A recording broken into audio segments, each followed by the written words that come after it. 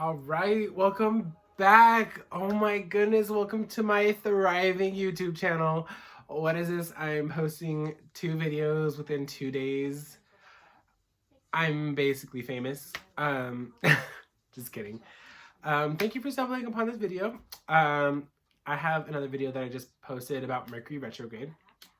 Now I'm going to be talking about cutting chords. Cutting chords. So, maybe tying into the other video, I know Mercury retrograde. We also have a lot of people from our past popping up, people that we wanted to leave in the past, maybe exes, ex-friends, ex-whoever, and they're popping back up now. They're trying to spark that communication again, but as Mercury retrograde insists that communication is flawed somewhere, so it's probably not the best of people popping up. So, in short terms, in 2019, coming into 2020, I did have to do a lot of chord cutting. Just in my experience, I've had 2 best friends. I should probably turn off the TV. Oops. Don't copyright. So I had 2 best friends in 2019 that are no longer people that I talked to in 2020. And then one more person is someone I actually was involved in romantically. I also do not talk to this person at all. In fact, I want to completely cut communication with them. And I'm pretty much inspired to make this video because of this person did just text me, and before I would probably be like, oh, okay, what's up? Why are you hitting me up? Why are you doing that? Blah, blah, blah, blah, blah, blah. But I've done a lot of work on that specific area in my life where I no longer feel negatively or positively towards this person. In fact, it's very null. It's just more of a thing where I just don't think that they're a great person to have in my life. And, that's my prerogative to have. And if people don't respect that, that's on them. It's no longer my problem anymore. And that's successfully due to successfully cutting a chord, an energetic chord. So by cutting chords, we release people from our energy bodies. We release them from our psyche, our consciousness. We no longer associate any negative or positive or whatever kind of feelings. They're kind of just neutral. They're kind of just there. And sometimes we need people just to be in a neutral space. No negatives, no positives. It's always best to leave people in a non-negative space, just because that creates blockages somehow. Holding grudges and maybe resentment is not the best thing for us as spiritual people. We really need energy to flow. We don't want any blocks. We want to really make sure that every situation that we come into is a clean slate. It's fresh energy. We want to come into things. We want them to be already ready for us if they are meant to be in our lives. So that's why I feel that we shouldn't leave people in a negative space. And I have no harsh feelings against anybody. My 2 best friends that I used to have, I have no hard feelings. And this person that I was involved in romantically with, no hard feelings. I just don't want to be hit up anymore. Sorry. I mean, it's not my problem anymore. You know what I mean? That's the whole point. It's no longer my problem to deal with anymore. It's theirs. If they have something they want to feel about it, that's fine. It's not my problem anymore. So a little bit with that experience. Okay, so I dated this person in 2019. The relationship started just as friends. We would hang out a lot during the week. You know what I mean? It was just, hanging out. We had a lot of the same interests. We would just do the same things. And basically 2019, I just wanted somebody that I could chill with. So a lot of that was going on. And then, time went by and we had a lot of experiences together. And I had to come to terms with myself and ask myself, do I have feelings for this person? And, from the get-go, I knew this person was not somebody that was good for me, let alone just being a friend, but, to like romantically. But I have tendencies where now realizing that I tend to want to heal people. you know? And I tend to mix those feelings up of, let me help you, let me heal you, and I mix them up with romantic feelings. You know, that was very hard for me to discern. I was so sure that I liked this person, you know? I was positive actually at the moment. And, you know, I kind of thought to myself, you know, I must be having these strong, strong feelings for a reason. Um, I don't, either way, you know, even if I'm getting my feelings mixed up or if they're not, I want to indulge in this journey, you know? I want to learn, I want to live, I want to love. So, um, I confess my feelings. There's a little bit of I mean, not even miscommunication. There's just a lot of like back and forth. Like he didn't know if he was ready and a bunch of stuff, you know. Hindsight, he wasn't ready. You know, he had just come out of a relationship, and then not too long after that, I tell him this. So he's in like a very like weird state right now. Um, I can admit I took a lot of like hard feelings to that hesitation. I thought that it would be mutual, you know what I mean? I thought it would just be like something that we could just click together, but it wasn't, you know? And a part of me was disappointed in that. So, letting go of the disappointment, I kind of just let him make the decision, you know, if you want to, we can. If you don't want to, I'm probably gonna need some space. Um, in my opinion, the space kind of freaked him out, you know? He's like, in my perception, he's a very lonely person. You know, he doesn't hang out with a lot of people. He prefers quality over quantity, which I do the same too. Like, I love quality friends, you know what I mean? Not saying that he was quality, but we had, you know, we were just available for each other. You know, it was fun hanging out and stuff like that. Even if he wasn't the best of influence on me. So it was like, I think it was a couple months that went by where I was just in this kind of like limbo state, and I became like tired of waiting, and I honestly became like a little bit desperate and stuff. Um, you know, he ends up telling me that he likes me too and he wants to date, but I feel like I'm caught in this middle ground where like, oh, I feel like he wants to date, but he's not ready for it. He, like, just mixed signs. He's not a very affectionate person, and I am. So I took his non-affection as, you know, like he didn't like me, like maybe he just didn't like me physically, whatever. You know, whatever the case may be, I was just feeling like I wasn't appreciated, or I just wasn't, you know, I wasn't wanted, basically, you know, and that really did mess with me. So I feel like not too long after that, I was just tired of feeling exhausted by the feelings of not being wanted and then being wanted. And then, you know, it was just too much back and forth. So I was like, you know what? Like, in total, he's not even that good of a person to be around.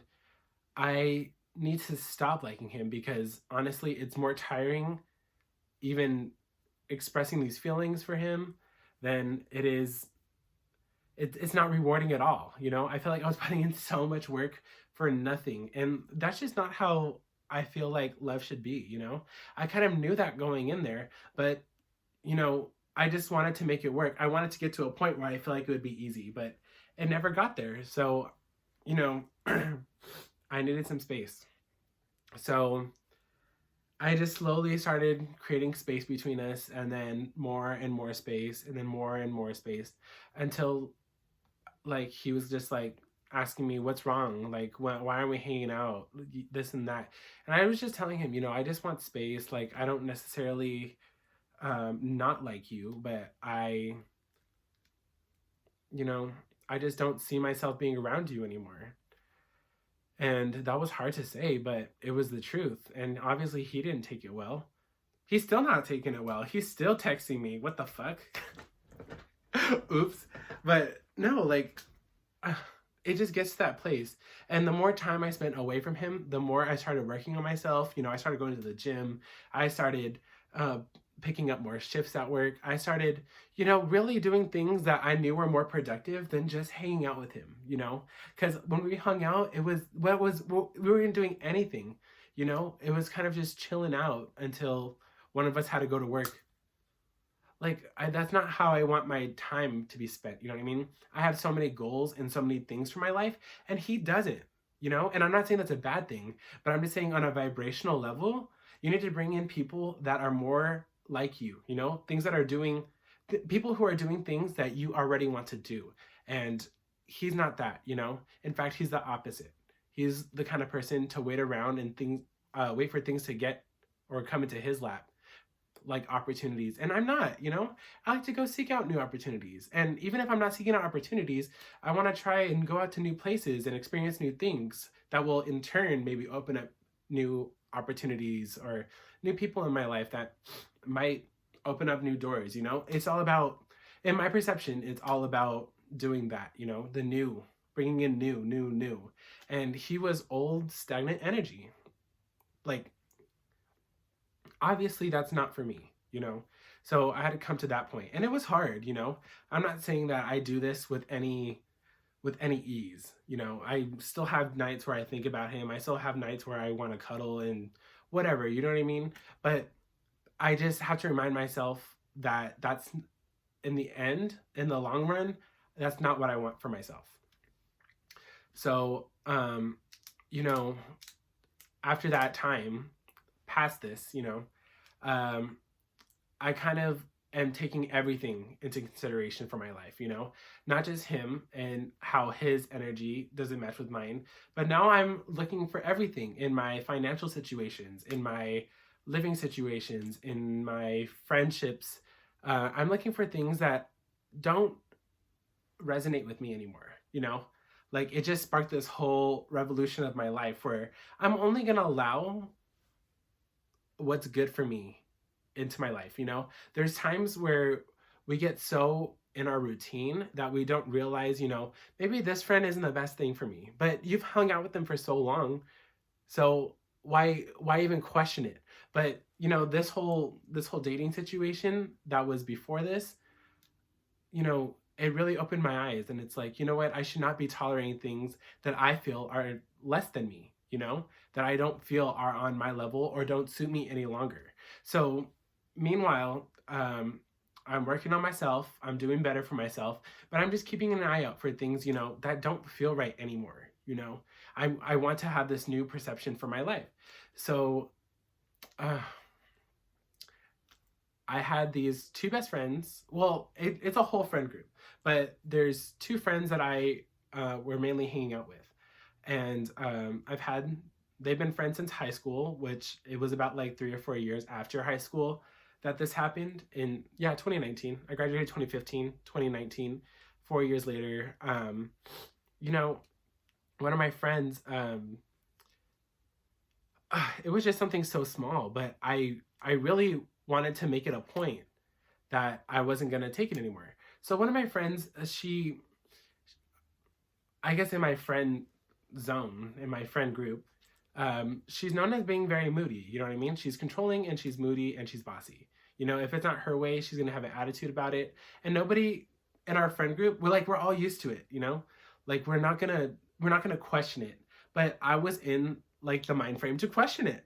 So I had done something that was, okay, I'm just going to tell the story. So we had plans, like, let's just say it's like 2:00 to hang out, right? So she called me confirming her plans, and I'm like, good, yeah, we're all good for 2:00, but I'm just going to let you know that one of my other friends wants to hang out around 8:00, you know?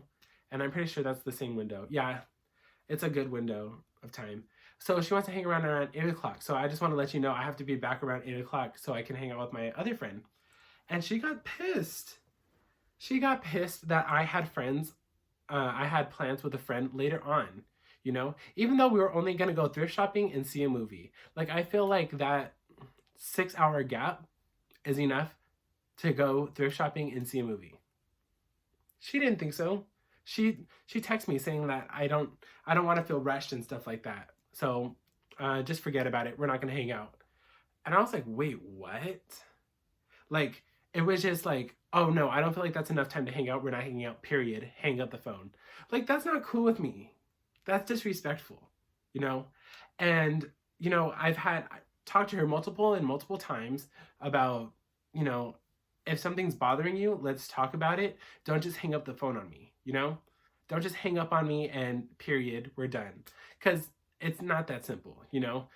So I text her, you know, no, I called her first. She didn't answer. And then so I text her and I said, hey, I don't think it's cool that you just hang up the phone on me like that. We should talk about our problems instead of just saying, hey, I'm mad. And then the next time I see you, I don't know if you're still mad or not, you know? That's just not cool with me. It affects my vibration. It's bringing me to a state where now I'm not certain about where we stand. And that's not cool with me, you know? Like, I don't really want to get all upset about things that I shouldn't be upset about because in the long term, that was my reasoning, you know? If it was all right to me, then we should try to talk about why it's not okay for you and why I think it's okay. But no, like instead she decides, like we literally went back and forth over text, but she decided to end the friendship, you know? And that was okay with me, you know? I'm not going to chase people and I'm not going to make people hang out with me that don't want to hang out with me. That's just period, point blank. Like, I have no time for people who don't want to make time for me. Period. So that, you know, I think it was like an 8-year friendship. We met each other freshman year. That 8-year friendship, you know, in the long run, like, I'm not going to say it was for nothing because I'm learning this now. Like, we had a lot of great memories. We had a lot of great stuff. But if it was that easy for you to end the friendship, like just because I said that I want to talk about things and it was easier for you to just end the friendship, like that says a lot about you, you know, that you just want to end the friendship right there. You know, like, why did I care so much? If it was just that easy for you to end the friendship, that's how I rationalize it in my brain, you know? Like, even though it hurts that I feel like I put so much time and energy into this person and for them to end it like that hurts for sure, but it was an exposure, you know, an exposure to how she really felt. Like it could be any amount of time. It could have been anything that she decided to put like the end to the friendship there. You know what I mean? So I'm glad it was like on my terms, at least. I spoke my truth and she didn't like it. So that means that she's no longer in my vibrational field, you know? We're no longer on the same wavelength anymore, which is fine, you know what I mean? Like, that was hard to do. But my other friend, you know, it was kind of like the 3 best friends, me, her, and then my other friend. So he's a different story, actually. Like, actually, I had gotten closer to him over the years. I was better friends with her during high school. But after high school, me and him actually became better friends, I guess. We had just had a lot more to talk about, a lot more in common, stuff like that. So I call him and tell him the situation, and he's like, oh my God, like, that's just so much, yada, yada, yada. But we remain cool, right? At least I thought. So it was around October-ish. So I was getting ready. I was throwing a Halloween party, and, you know, me and him had this agreement that he was going to help me put up Halloween decorations for my Halloween party. So I had called him a week before and he didn't answer, which was typical. That was fine. But he would usually get back to me within like a day or two, and he just never did. And so I text him, and then I text him, and then until it was like the day before. And then I was like, hey, I'm sorry if I'm bothering you, but do you mind telling me if you're going to help me set up my Christmas no, not my Christmas. Do you mind telling me if you're going to help set up for my Halloween party? And I just never got a response. And that was it. That was literally it. You know, I had tried my best to get a hold of you, and you did not want to respond, which is fine. You know, like, just like her, you know, if it was that easily cut, the cord, I mean, if you easily cut that cord, then I should easily cut that cord, in my opinion, you know what I mean? Like, not that I'm not upset about it, you know, because I am. It hurt my feelings, because especially with him, because we were literally like, oh my God, we're going to be at each other's weddings, we're going to be friends forever, yada, yada, yada. And then just that, like, that's crazy. That's insane to me.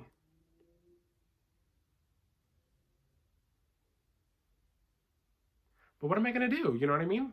I already said I'm not in the mood to chase people, and I'm not in the mood to spend time on people who don't have time for me. You know? And in the long run, that's self-love. don't chase people. Chasing is coming out of yourself. You have so much in you that you need to give to yourself. You should not be chasing people to give that to you, you know? I love these people, all three of them. The person I used to date, her, him, my best friends, my ex-best friends. I love them. I do. I send them love. I send them gratitude for the times we spent together, for the lessons I've learned for them. But they just no longer fit my lifestyle, you know? They no longer fit my vibration, you know? And I'm not going to say that I'm not upset about it. You know, I had to do a lot of meditation on it. But, you know, people are not forever. That's just what you have to learn.